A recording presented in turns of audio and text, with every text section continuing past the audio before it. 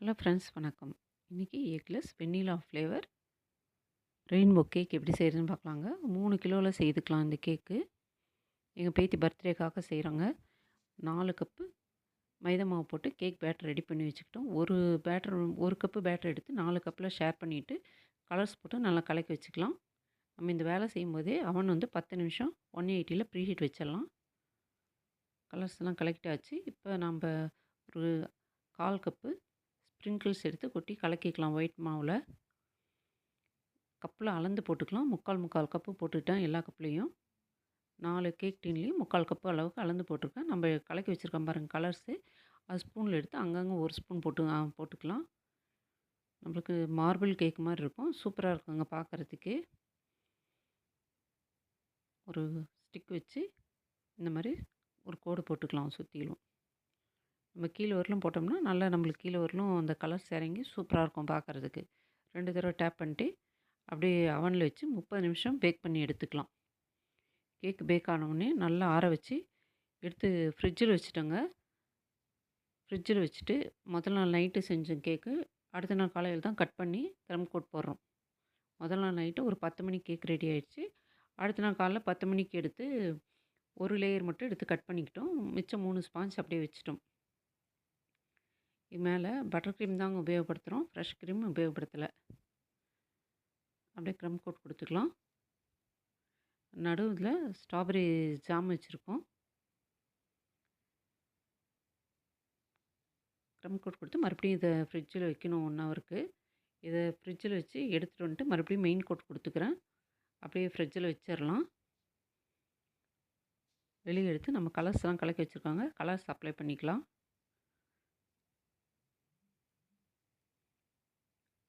ஒரு ஸ்டிக்கில் இந்த மாதிரி நம்ம அளவு வச்சுக்கலாம்.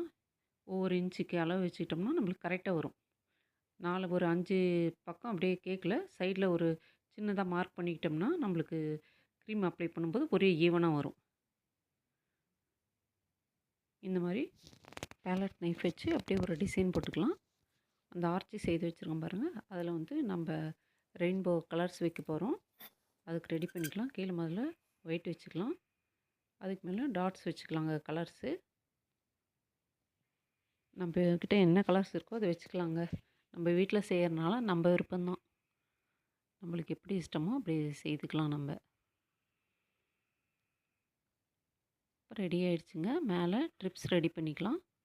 கொஞ்சம் நேரம் அப்படியே வச்சிடலாம் அந்த கேக்கு. அந்த க்ரீம்லாம் அப்படியே செட் ஆகட்டும். பட்டர் க்ரீம் செய்து பாருங்கள், அதுலேருந்து கொஞ்சமாக எடுத்துக்கிட்டு மைக்ரோ ஓவனில் ஒரு 10 செகண்ட் வச்சு எடுத்தாச்சுங்க. ப்ளூ கலர் விட்டு நல்லா கலக்கிக்கலாம். ட்ரிப்ஸ் வெட்டுறதுக்காக பைப்பிங் பேக்கில் போட்டு இந்த மாதிரி நம்ம ட்ரிப்ஸ் செய்து விட்டுக்கலாம். மேலே அப்படியே ஸ்ப்ரிங்கிள்ஸ் கூட தூவி விட்டுருக்காங்க. க்ளவுட்ஸ் வச்சுக்கலாம். எடிபிள் பட்டர்ஃப்ளை, லாலிபாப்ஸு எல்லாமே வாங்கி வச்சுருக்கு. எங்கள் பேத்திக்கு பிடிக்குங்க இந்த மாதிரி டெக்கரேட் பண்ணால், அதனால் இந்த மாதிரி வாங்கி வச்சுருக்கு. எல்லாமே அப்படியே ரெடி பண்ணிக்கலாம்.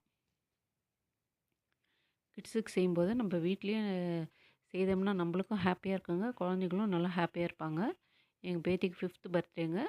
அப்படியே அந்த 5ம் க்ளவுட்ஸில் உக்காந்துட்ருக்க மாதிரி செய்துக்கலாம். அவ்வளோதாங்க, கேக்கெல்லாம் ரெடி ஆயிடுச்சு.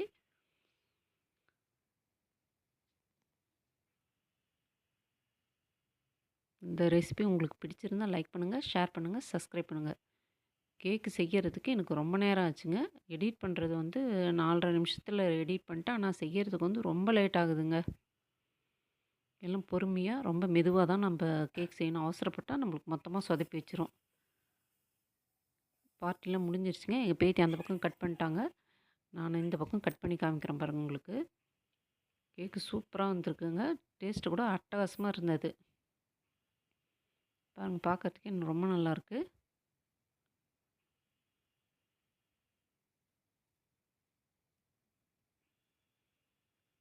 தேங்க்யூ.